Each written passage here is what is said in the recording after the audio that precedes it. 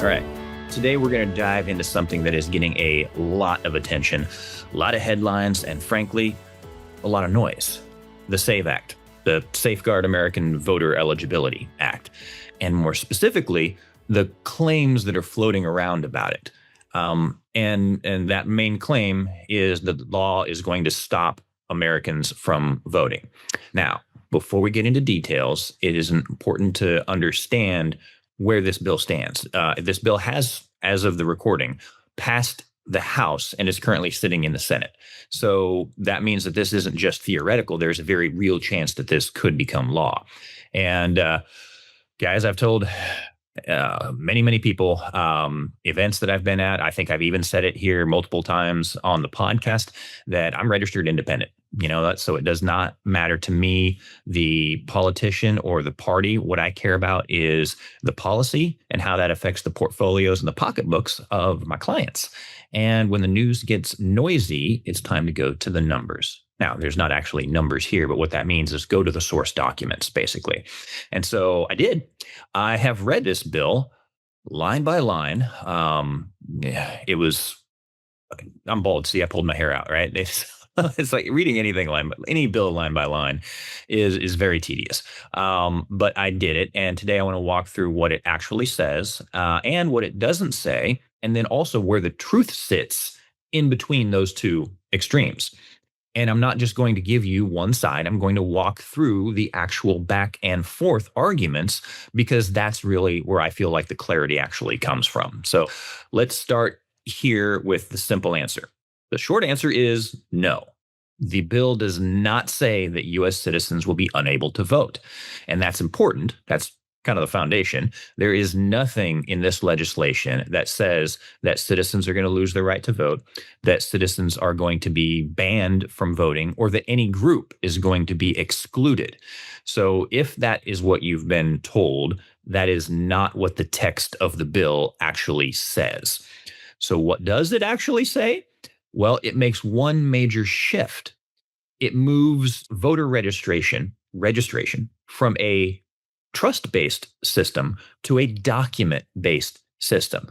So what that means, right now, in many cases, you can register to vote by checking a box, signing a form, swearing under penalty of perjury that you are a citizen. That's it. This bill changes that. This bill says that you must provide documentary proof of U.S. citizenship in order to register for federal elections. Now, that's important. It says to register. If we're already voting, we're already registered. And so this documentary proof of U.S. citizenship could be a passport.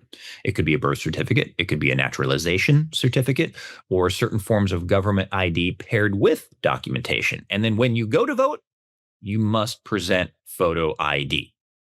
That's it. So the shift is clearly coming from we trust you unless proven otherwise to verify first, then you can participate. That's the big key. And so now here's where the debate starts. So critics are saying that this creates barriers, that certain groups will be affected, and some people may struggle with documentation.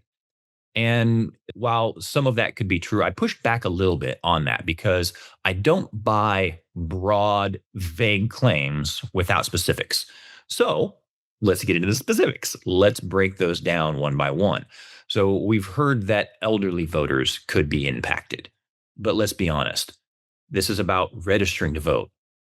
Most elderly Americans have been registered for decades, have been voting their entire lives, and are already in the system. They're not suddenly waking up needing to re-register from scratch. And so in the majority of cases, this is not going to affect them at all.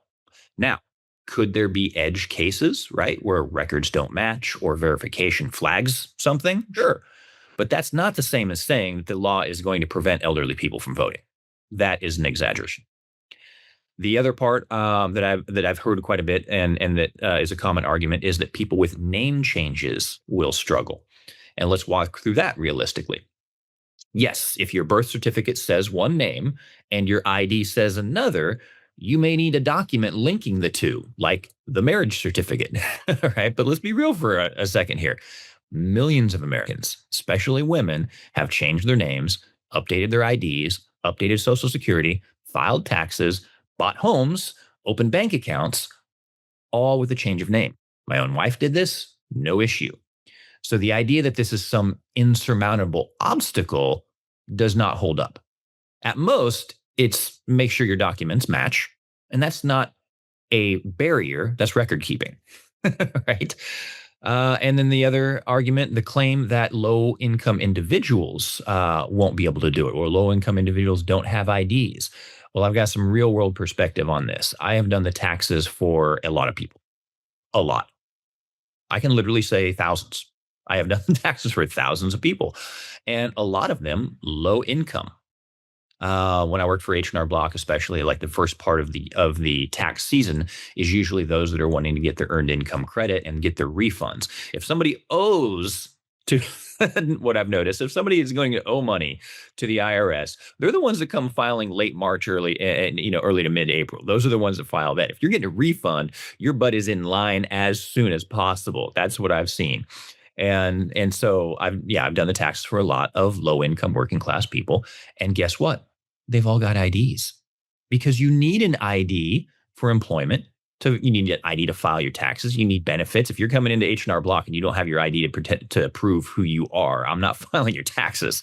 Back when I used to do those. Sorry, I don't prepare taxes now. I do tax planning, not tax preparation. And we may end up getting to there, but right now we don't.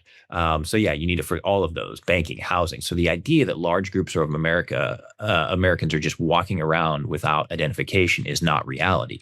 Now, this law may require proof of citizenship in addition to an ID, but again, that's not the same as saying that people don't have what they need.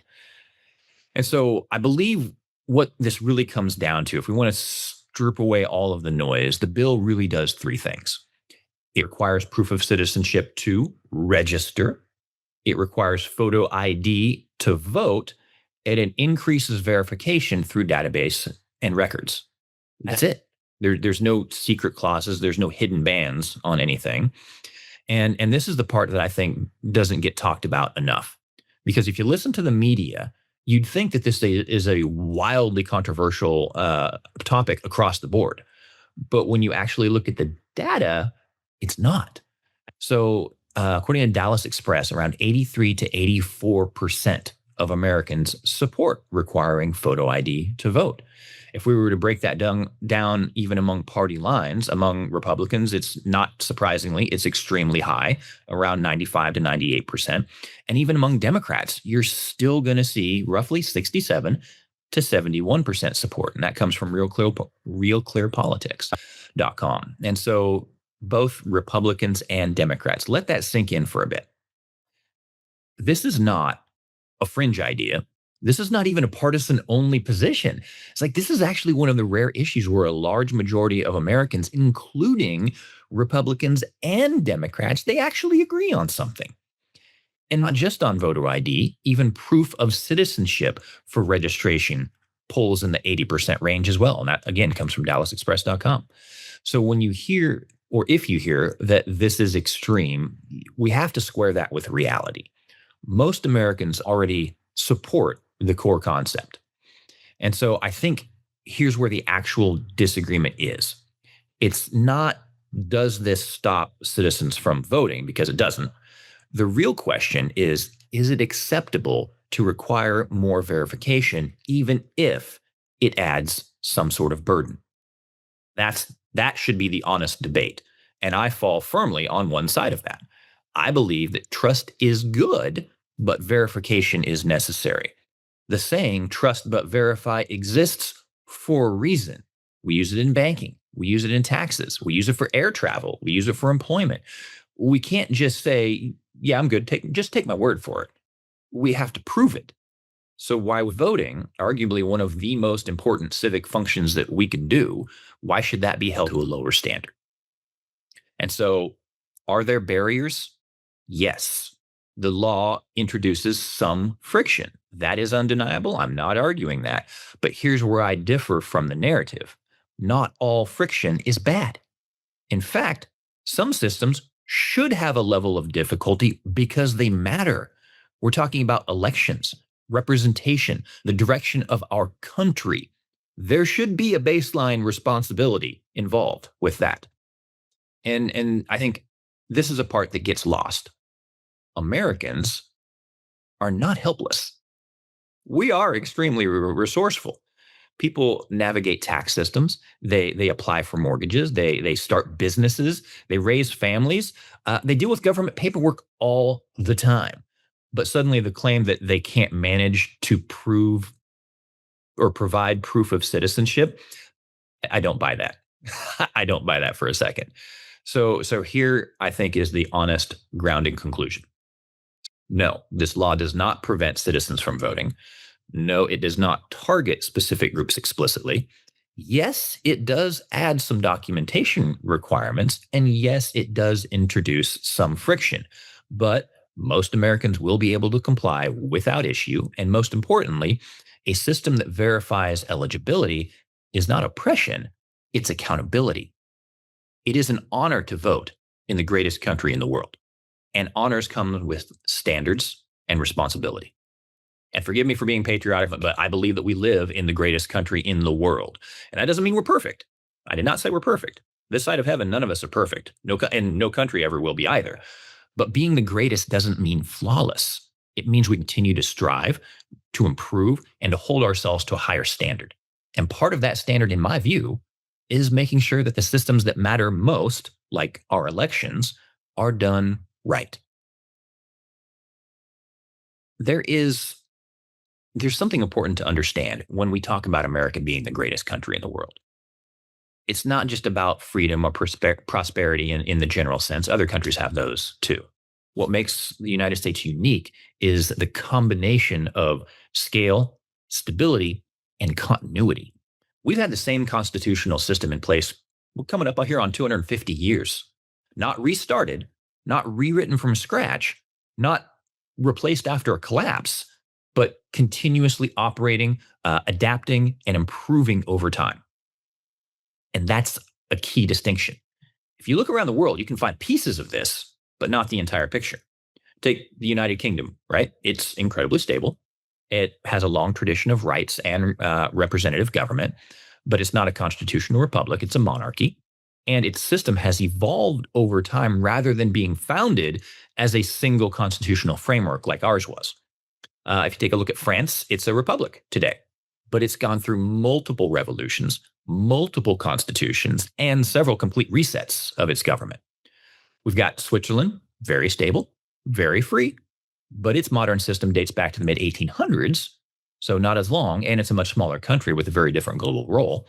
So you can see elements of what America has, but not the same combination. Because a lot of nations throughout history have had moments of freedom. They've had democratic systems, they've had constitutions, but many of them reset, whether that's through revolution, collapse, or major restructuring. And the US has not done that. Now, again, to be clear, doesn't mean we're perfect, not even close.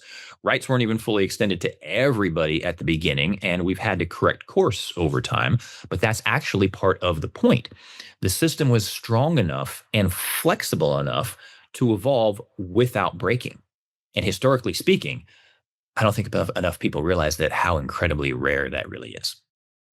And so at the end of the day, guys, I think this comes down to just what we value more.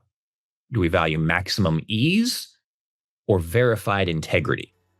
For me, I am comfortable saying that more verification is justified, even if it adds a level of burden. Because if something matters, it's worth it. I'll see you guys next time. Take care.